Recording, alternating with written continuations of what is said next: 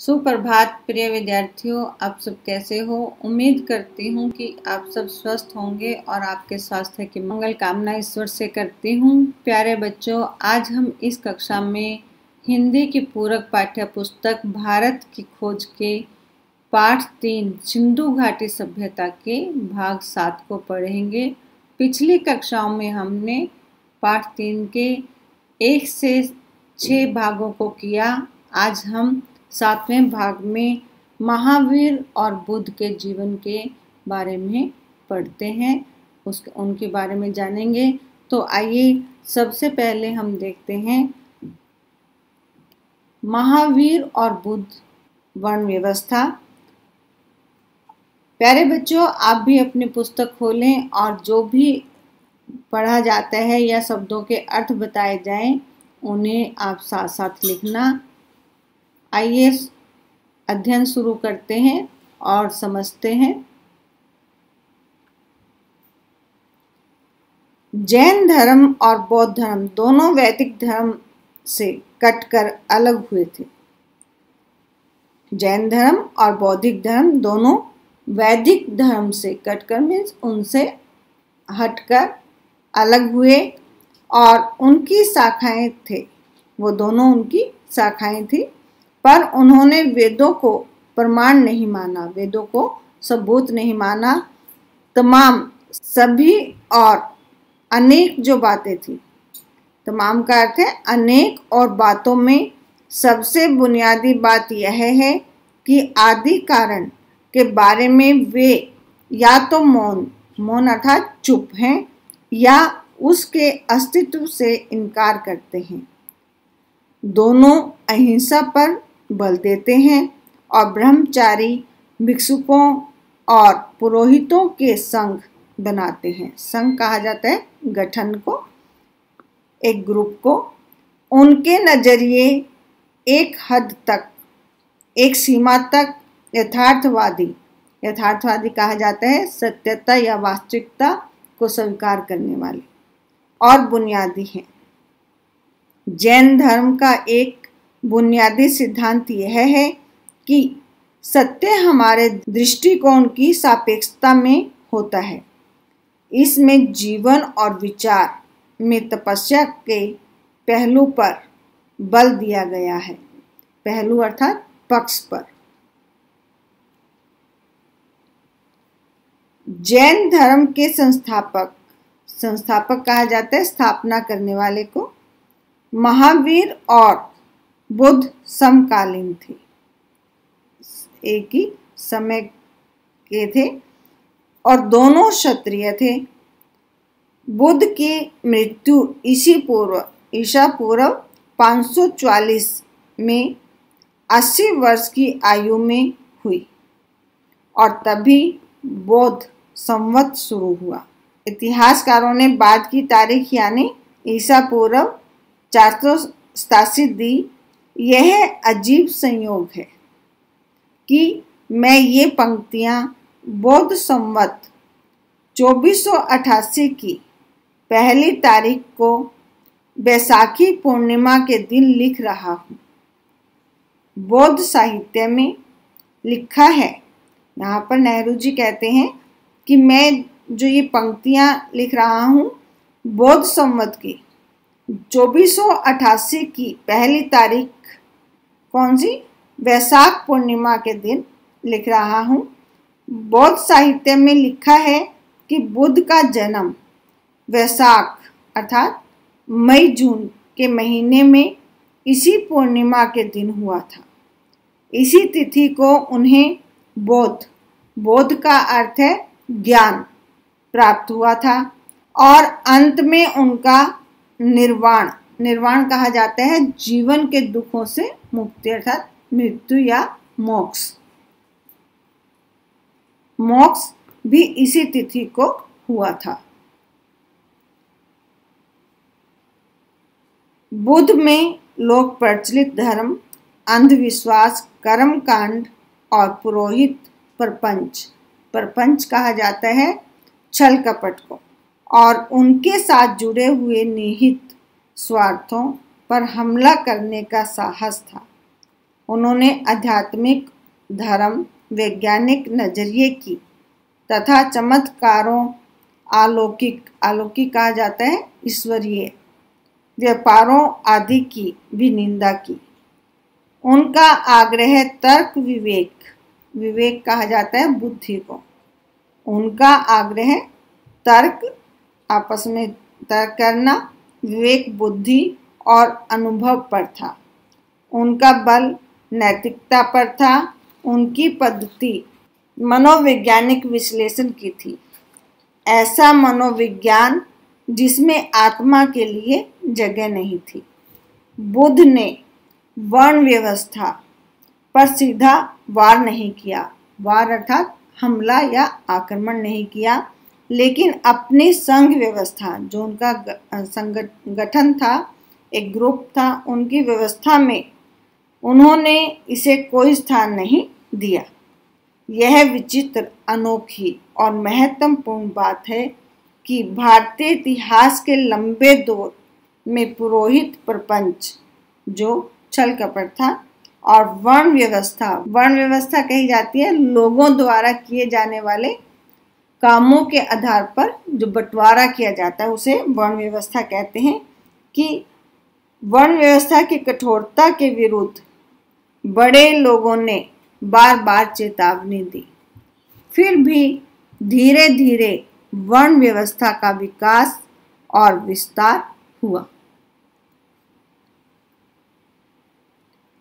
इसने भारतीय जीवन के हर पहलू को अपने शिकंजे में जकड़ लिया। शिकंजे अर्थात पकड़ में अच्छी तरह से फंसा लिया, जकड़ लिया, मजबूत कर लिया।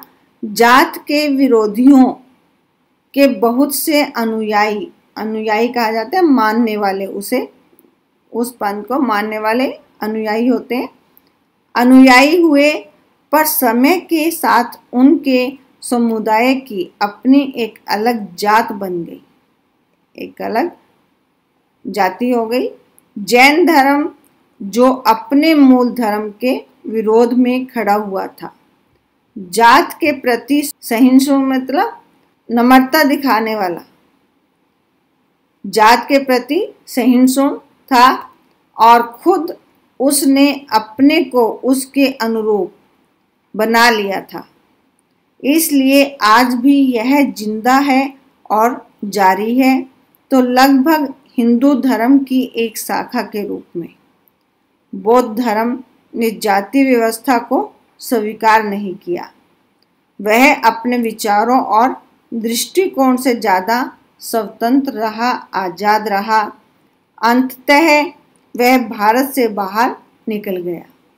गोकी भारत और हिंदूवाद, क्योंकि भारत और हिंदूवाद पर उसका गहरा प्रभाव पड़ा, गहरा असर पड़ा। आइए आगे देखते हैं बुद्ध की शिक्षा के बारे में कि बुद्ध की शिक्षा किस प्रकार हुई। बुद्ध का संदेश उन भारतीयों के लिए बहुत नया और मौलिक था जो ब्रह्म ज्ञान की गुत्थियों में डूबे रहते थे। ब्रह्म ज्ञान कहा जाता है ईश्वरीय ज्ञान को, और गुत्थियां कहा गया है समस्याओं को, जो ईश्वरीय ज्ञान की समस्याओं में डूबे रहते हैं। बुद्ध ने अपने शिष्यों से कहा, सभी देशों में जाओ और इस धर्म का प्रचार करो। प्रचार करना है, इस धर्म को सभी जगह फैला दो। इस धर्म से सब जातियां आकर इस तरह मिल जाती हैं जैसे समुद्र में नदियां।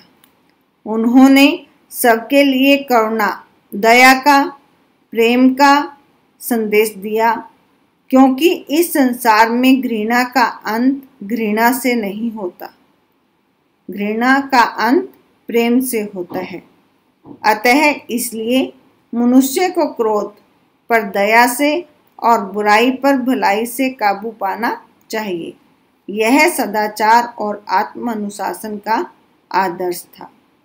युद्ध में भले ही कोई 1000 आदमियों पर विजय पा ले, पर जो अपने पर विजय पाता है, सच्चा विजेता जीतने वाला वही होता है।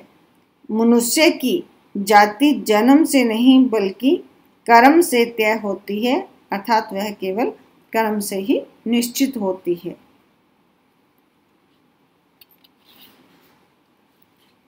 उन्होंने यह उपदेश न कि किसी धर्म के समर्थन के आधार पर और न ईश्वरीय या परलोक का हवाला देकर दिया।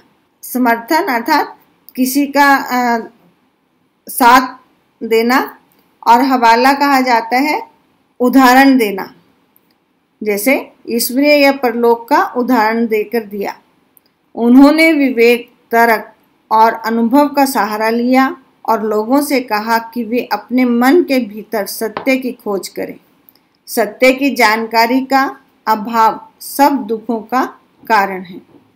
ईश्वरीय या पर ब्रह्म का अस्तित्व है या नहीं, उन्होंने नहीं बताया। वे न उसे स्वीकार करते हैं न इनकार। जहाँ जानकारी संभव नहीं है वहाँ हमें निर्णय नहीं देना चाहिए। इसलिए हमें अपने आप को उन्हीं चीज़ों तक सीमित रखना चाहिए, उसी दायरे तक रखना चाहिए जिन्हें हम देख सकते हैं और जिनके बारे में हम निश्चित जानकारी हासिल कर सकते हैं, निश्चित जानकारी प्राप्त कर सकते हैं। बुद्ध की पद्धति मनोवैज्ञानिक विश्लेषण की पद्धति थी। मनोवैज्ञानिक खोजबीन की अलग अलग करने की पद्धति थी और इस बात की जानकारी हैरत में डालने वाली थी, अर्थात आश्चर्य में डालने वाली है कि अधुनातन वैज्ञानिकों के बारे में, अधुनातन का अर्थ है नए वैज्ञानिकों के बारे में उनकी अंतर्दृष्टि, उनका ज्ञान कितनी गहरी थी, उनकी अंतर्दृष्टि कितनी गहरी थी, उनका अंतर्ज्ञान कितना गहरा था। जीवन में वेदना और दुख पर बौद्ध धर्म में बहुत बल दिया गया है। बुद्ध ने जिन 4 आर्य सत्यों का निरूपण किया है उनका संबंध दुख का कारण, दुख के अंत की संभावना और उसे समाप्त करने के उपाय से है। दुख की इस स्थिति के अंत से निर्वाण की प्राप्ति होती है। बुद्ध का मार्ग मध्यम मार्ग था। बुद्ध का कौन सा मार्ग बताया गया? मध्यम मार्ग। यह अतिशय कहा गया है बहुत अधिक भोग और अतिशय तप, बहुत अधिक तपस्या के बीच का रास्ता है। अपने शरीर को कष्ट देने के अनुभव के बाद उन्होंने कहा, जो व्यक्ति अपनी शक्ति खो देता है वह सही रास्ते पर नहीं बढ़ सकता। यह मध्यम मार्ग आर्यों का अष्टांग मार्ग था। कौन सा मार्ग था? अष्टांग मार्ग था। सही विश्वास, सही आकांक्षाएं, सही वचन, सही आचरण, सही जीवन यापन का सही ढंग, सही प्रयास, सही विचार और सही आनंद। बुद्ध ने अपने शिष्यों को वही बातें बताई जो उनके विचार से वे लोगों को समझ सकते थे और उनके अनुसार आचरण कर सकते थे। कहा जाता है कि एक बार उन्होंने अपने हाथ में कुछ सूखी पत्तियां लेकर अपने प्रिय शिष्य आनंद से पूछा कि उनके हाथ में जो पत्तियां हैं उनके अलावा उनके अतिरिक्त भी कहीं कोई है या नहीं। आनंद ने उत्तर दिया, पतझड़ की पत्तियां सब तरफ गिर रही हैं और वे इतनी हैं कि उनकी गणना, उनकी गिनती नहीं की जा सकती।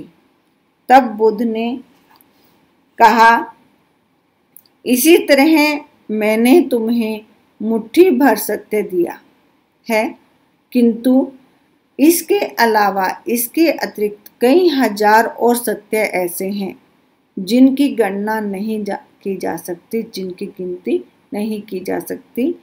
आइए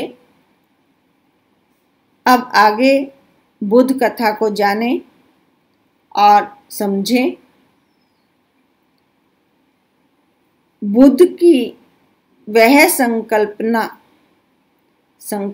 कहा जाता है काल्पनिक रूप, जिसे प्यार से भरे अनगिनत, जिनकी गिनती ना हो, बहुत अधिक हाथों ने पत्थर, संगमरमर और कांसे में ढालकर आकार दिया। भारतीयों के विचारों की समग्र कहा जाता है सारा, समग्र आत्मा की या कम से कम उसके एक तेजस्वी पक्ष का प्रतीक है। कमल के फूल पर बैठे हुए शांत और धैर्य, वासनाओं और लालसाओं से परे, इस संसार के तूफानों और संघर्षों से दूर, वे इतनी दूर पहुंच से इतने परे मालूम अर्थात प्रतीत होते हैं जैसे उन्हें पाना असंभव हो। लेकिन जब हम उन्हें दोबारा देखते हैं तो उनकी आकृति जीवन शक्ति से भरी जान पड़ती है।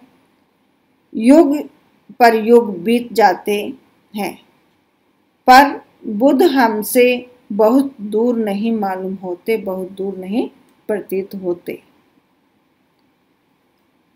उनकी वाणी, उनकी आवाज हमारे कान में धीमे स्वर से कहती है कि हमें संघर्ष से भागना नहीं चाहिए, बल्कि शांत दृष्टि से उनका मुकाबला करना चाहिए तथा जीवन में विकास और प्रगति के और बड़े अवसरों को देखना चाहिए।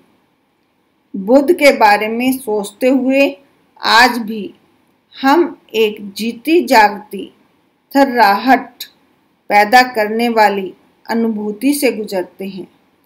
उस राष्ट्र और जाति के पास निश्चय ही समझदारी और आंतरिक शक्ति की गहरी संचित निधि होगी, जो ऐसे भव्य आदर्श को जन्म दे सकती है। संचित कहा जाता है इकट्ठी की हुई, निधि मीन्स खजाना, जो ऐसे भव्य आदर्श को जन्म दे सकती है।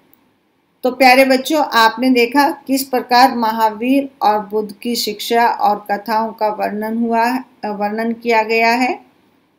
आप भी इसे ध्यानपूर्वक पढ़ें और समझें। सिंधु घाटी सभ्यता के अगले भाग को हम अगली कक्षा में फिर पढ़ेंगे। धन्यवाद। आपका दिन शुभ हो।